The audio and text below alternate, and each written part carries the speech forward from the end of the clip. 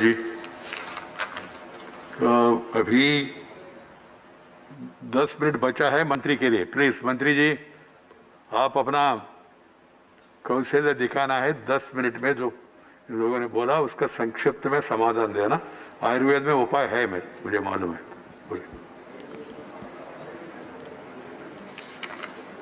Thank you, Chairman, sir. First of all, I would like to express my gratitude to all the esteemed members of the upper house who have expressed their opinion very candidly about this bill.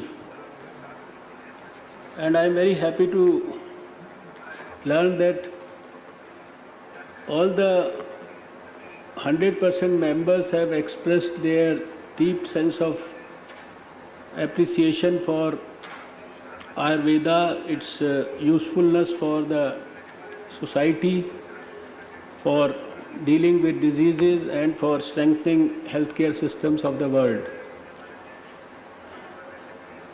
I will not like to repeat what has been said by others, but we all know that Ayurveda is a ancient most system of medicine in our country, and there is so much of traditional ancient wisdom attached to it. There is so much of description about it in the Vedic scriptures, and more particularly in the Ayurveda, so much so that Ayurveda is sometimes called as an offshoot of Ayurveda.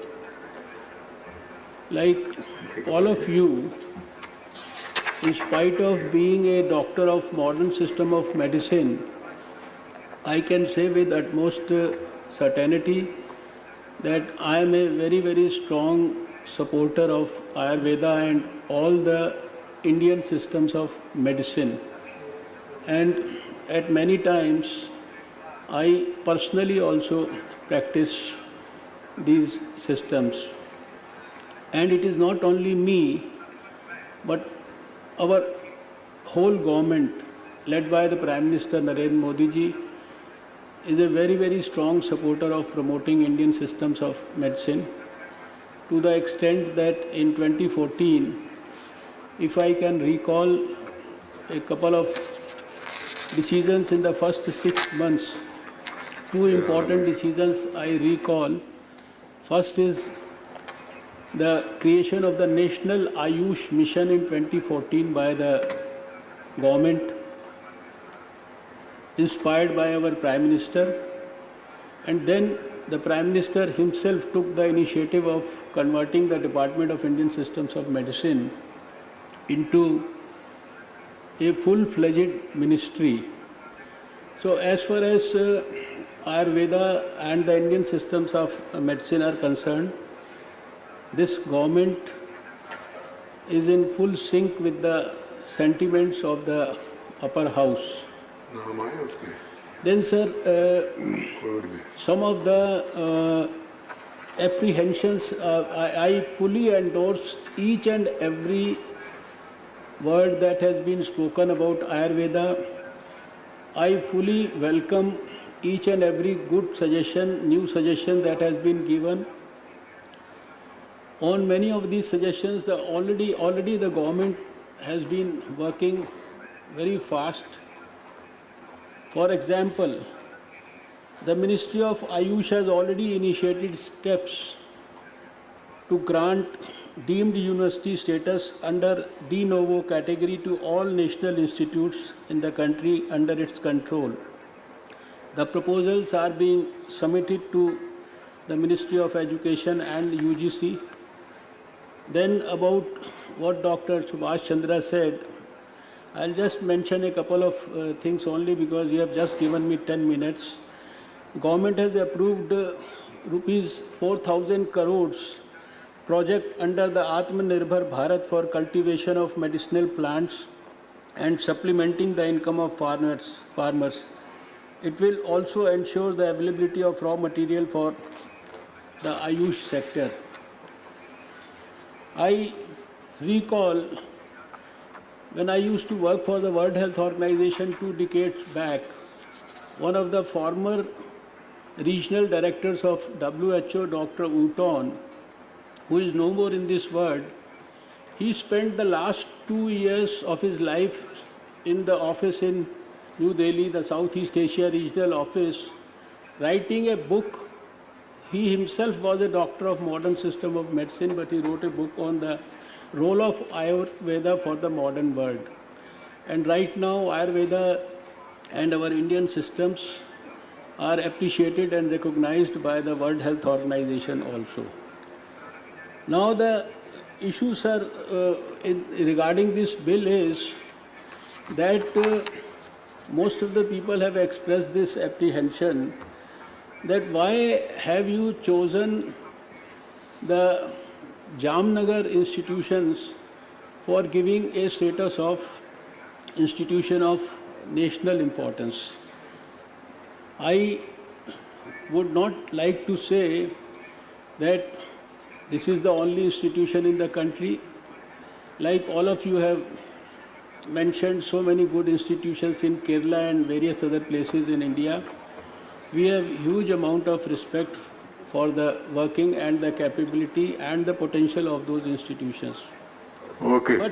But sir, I have to, even at the cost of repetition, I have to remind some of the members that right now there are 103 institutions of national importance in the country, but there is not even one from Ayurveda, which is a institution of national importance.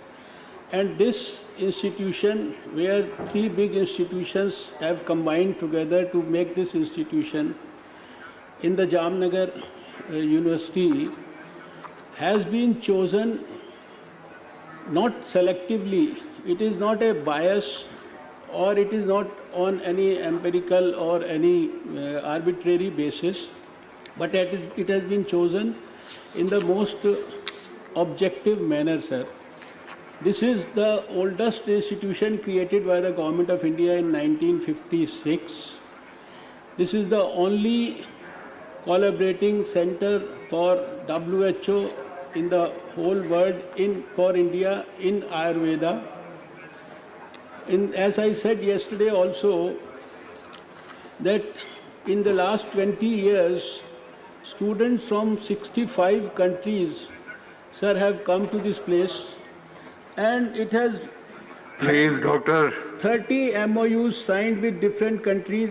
Sir, on every parameter, we can most objectively certify and say that right now, this is probably the #1 institution which deserves this status.